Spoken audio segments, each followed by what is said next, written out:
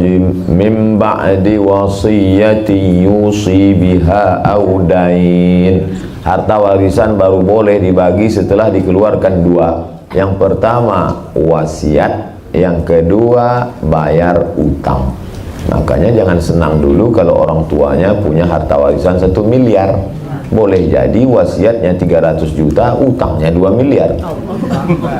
Makanya jangan beli ruko ini, bermasalah karena antara ahli waris masih bertikai konflik.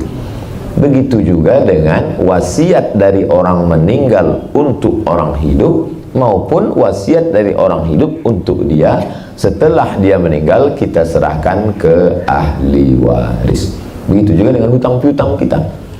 Saya sampaikan ke jemaah haji sebelum berangkat Makkah kota suci, uang yang dibawa suci, maka kita pun mesti sucikan diri. Undang tetangga silaturahim, baca doa sudah, tapi hutang piutang kita nangis jemaah. Kenapa Pak? Saya malu jawabnya di sini Pak Ustaz. Terus mau di rumah, apa masalahnya? Rupanya utang dulu waktu sekolah. Utang apa? Utang bakwan. Terbayar. Hitunglah berapa, serahkan ke ahli waris. Dulu yang jualan di sekolah udah nggak ada lagi ahli waris, sudah meninggal semua. Serahkan ke lembaga yang dinikmati orang banyak, masjid, panti jompo, rumah yatim, fakir miskin, pondok pesantren. Serahkan dengan niat untuk almarhum. Itu saja lagi solusi bagi kita yang ada amanah mau disampaikan orangnya sudah meninggal dunia. Wallahu a'lam bishawab.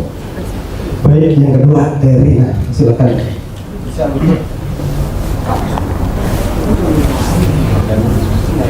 Baik, assalamualaikum warahmatullahi wabarakatuh. Waalaikumsalam warahmatullahi. Ustaz, saya mau tanya, kalau misalnya mencari keberkahan melalui makanan-makanan misalnya yang biasa dimakan oleh Habib, Ustazah, setelah misalnya diberikan tetapi sisa dari makanan-makanan Habib atau Ustazah itu tidak habis, apakah kita sebagai murid-muridnya ini untuk memakan sisa dari makanan Ustaz atau Ustazah atau Habib tersebut disyariatkan untuk mendapatkan berkah atau bagaimana? Terima kasih. Ada sahabat Nabi namanya Khalid bin Walid. Khalid bin Walid suatu hari kehilangan pecinya, topinya. Mana topi saya? Mana topi saya? Mana topi saya? Kata temannya, kenapa ente pusing nyari topi hilang? Di pasar kan banyak jual topi. Kata dia, bukan masalah topinya, tapi dalam topi itu ada rambut Rasulullah SAW. Itu dalil ngambil berkah dari fisik Nabi. Lalu kemudian tentang mengambil berkah dari keluarga Nabi, Zaid bin Thabit mencium tangan Abdullah bin Abbas. 3. Ada sahabat Nabi namanya Anas bin Malik. Seorang perempuan bernama Ummu Sulaim menyerahkan anaknya kepada Rasulullah SAW. Aku miskin, tidak punya unta, tidak punya kuda, tidak punya harta. Yang lain menyerahkan hartanya, aku tak ada, aku serahkan anakku untuk menjadi pembantumu ya Rasulullah. Umurnya 10 tahun. Anak itu bernama Anas bin Malik. Anas bin Malik menjadi pembantu Nabi 10 tahun. Apa kata Anas bin Malik? Aku cium telapak tangan Nabi, atyabu min rihil miski, lebih harum dari semerbak kasturi. Itu dalil mencium tapak tangan Nabi SAW. Aku rasakan tapak tangan Nabi, atyabu min rihil miski, lebih harum dari semerbak kasturi, lebih halus daripada sutra. Begitulah lembutnya tapak tangan Nabi Muhammad SAW. Ada sahabat Nabi namanya Asma. Asma melihat tempat air minum Nabi namanya qirbah. Qirbah itu kulit kambing yang dijahit untuk tempat air minum seperti film koboi. Geribah bahasa kita, bahasa Arabnya qirbah. Lalu setelah Nabi meninggal, qirbah itu diambil oleh Asma hanya untuk mengambil berkah minum dari bekas bibir Nabi Muhammad SAW. Dan ketika anaknya sakit atau keluarganya sakit, dia tuangkan air, diminumkannya dari bekas bibir tirbah bekas minum Nabi SAW. Lalu apa hubungannya dengan ustadz-ustazah dengan Habib? Hadis menyebut al-ulama warasatul anbiya, ulama pewaris para Nabi. Di situ dasar pengambilannya. Kalau Ustadz sendiri, saya lihat-lihat dulu. Saya lihat dulu ulamanya, saya lihat dulu. Takutnya saya barokah nggak dapat, TBC pindah. Bukan berarti kita rasional. Duduk saya dengan Habib Ahmad bin Muhammad bin Alawi bin Abbas Al-Hasani Al-Maliki di Makkah. Habib Ahmad minum, saya minum minuman Habib Ahmad. Habis itu Habib Ahmad makan, saya makan sama dia. Habib kutu Rasulullah sallallahu alaihi wasallam. Ini ada ustaz pendidikan nggak jelas, belajar kemana, rokok nggak putus. Sebab itu maka idza ra'aita ar-rajul, kalau kau lihat ada orang yatiru fil hawa, terbang di atas awan, yamshi 'alal ma', berjalan di atas air, bisa terbang di awan, bisa jalan di atas air, la tartar, jangan tertipu, jangan terpukau, tapi pandanglah bagaimana istiqomahnya dalam agama. Ada guru kita, ustadz kita, habib kita, orangnya wara, zuhud, rendah hati, berjamaah, zikir, kita ambil barokah sesuai. Tapi masalah ini bukan paksaan, tidak masuk, bukan rukun, bukan syarat, bukan wajib, hanya termasuk mencari barokah dan fadilah. Dalilnya ada. Wallahu a'lam bishawab. Baik, yang ketiga silakan Pak. Assalamualaikum warahmatullahi wabarakatuh. Waalaikumsalam. Kami dari Batu Jajar Bandung ingin menanyakan, ada dua pertanyaan di Pak Ustadz. Yang pertama tentang haji. Nah, kita berangkat haji karena kaitannya dengan yang pegawai negeri sipil TNI Polri. Misalnya mereka ini diberikan utang oleh BRI misalnya dalam jumlah yang lebih besar. Namun dia dalam perjalanan hutang piutang ini dia sudah mampu untuk berangkat ke haji, sementara hutang piutang di BRI ini belum lunas. Nah, kaitannya dengan hadisnya itu mengatakan bahwa bagi orang yang mampu, katanya mampu itu berarti dalam arti mungkin secara finansial, secara fisik atau secara ilmu. Untuk yang pertama. Yang kedua Pak Ustaz, boleh kedua ini? Dua boleh? Ya. Yang kedua kaitannya dengan Bismillahirrahmanirrahim yang pernah kami pelajari. Huruf Bismillahirrahmanirrahim ini ada 19 huruf, namun di dalam ajaran ini selalu membawa ke arah kemakrifatan di dalam ajaran itu. Ya, kaitannya dengan sifat 20 sifat Allah yang ke-20 itu, sampai mutakaliman itu sampai ke Bismillahirrahmanirrahim, mim terakhir. Nah, kaitannya dengan huruf yang pertama yang tidak tertera di dalam Bismillahirrahmanirrahim, huruf alif rahasia itu katanya ada di dalam diri kita untuk melengkapi daripada 20 sifat tadi. Mungkin itu penjelasan seperti itu. Demikian. Assalamualaikum warahmatullahi wabarakatuh. Waalaikumsalam warahmatullahi wabarakatuh. Pertanyaan pertama, bolehkah berhutang untuk ibadah? Kurban bulan Zulhijjah, kita punya padi, nanti panennya bulan Muharram. Maka saya ngomong sama Haji, Pak Haji Tritamtomo, ya, pinjam saya uang Pak 5 juta. Untuk apa Pak Ustaz? Untuk saya kurban bulan Zulhijjah. Insya Allah itu padi saya sudah menguning, nanti bulan Muharram panen. Boleh. Kenapa? Ini termasuk dain yurja ada hutang, tapi yang diharapkan membayarnya ada. Nah, itu boleh. Yang tak boleh itu, Pak Haji pinjam saya 5 juta. Bayarnya apa? Serahkan pada Allah SWT. Karena dia punya gaji pokok 5 juta, diambilnya 4, yang 1 itu dia setorkan sampai masanya tetap juga terbayar. Andai dia meninggal sekalipun di tanah suci, tetap ada pensiunnya. Maka termasuk dalam kategori dain yurja ada hutang yang bisa diharapkan pembayarannya. Begitu dalam kitab Majmu' Fatawa. Majmu' kumpulan fatwa. Tapi katanya yang berangkat itu walillahi 'alan nasi hijjul bait, dianjurkan berangkat man istata'a ilaihi sabila, bagi siapa yang mampu. Dia cukup mampu.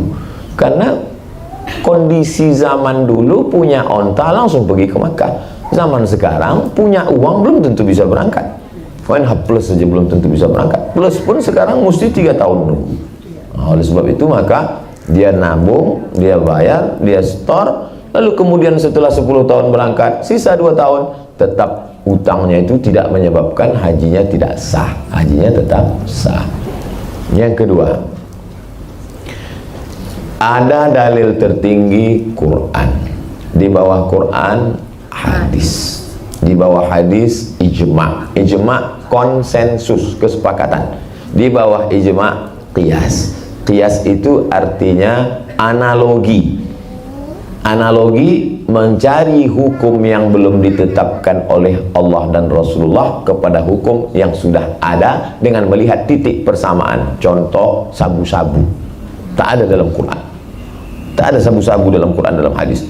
Dari mana pengambilan sabu-sabu? Qiyas, analogi. Dikiaskan ke khamar. Kalau khamar menghilangkan akal, sabu-sabu lebih menghilangkan. Maka hukum khamar sama dengan hukum sabu-sabu. Itu namanya qiyas. Tapi ada 6 lagi dasar pengambilan hukum dalam Islam. Syar'u man qablana, saddu zara'i, qaulus sahabi, istihsan, istishab, 10 pengambilan hukum. Pertanyaan yang kedua, bahwa bismillahirrahmanirrahim banyak beda dengan iqra bismi rabbikal ladzi khalaq. Kalau bismillahirrahmanirrahim banyak nggak pakai alif, kalau iqra bismi rabb banyak pakai alif. Bismillahirrahmanirrahim alifnya nggak ada, alifnya itu ada dalam diri kita, bentuknya seperti huruf alif bercahaya. Tidak ada dalam Quran, tidak ada dalam hadis, tidak ada dalam ijma', tidak ada dalam qiyas. Lalu orang mengaku dia mendapat itu dari laduni, mendapat dari ilham, mendapat dari... Boleh jadi itu dapat dia untuk diri dia sendiri sebagai ilham, dia tidak disuruh untuk mengajarkan. Boleh jadi dia dapat itu dari perenungan dia. Tapi yang lebih selamatnya kalau kita dapat ilham untuk diri kita saja. Adapun kita ajarkan, siapa yang tidak tahu huruf alif pada bismillah ini bahwa dia cahaya dalam dirimu, maka saya sendiri sampai sekarang tak berani mengajarkan kalau tidak dari guru-guru itu kepada guru bersanad. Makanya saya lebih selamat selalu mengatakan menurut Imam Hanafi, menurut Imam Maliki, menurut Imam Syafi'i. Adapun mengkaji yang tidak ada di kitab, ini bukan kaji orang sembarangan Ustaz, ini dapatnya setelah puasa 3 hari 3 malam datang segala macam. Saya termasuk yang tidak begitu mengajar. Saya takut karena semua akan diminta pertanggungjawaban di hadapan Allah Subhanahu wa taala. Wallahu a'lam. Baik, yang keempat, silakan.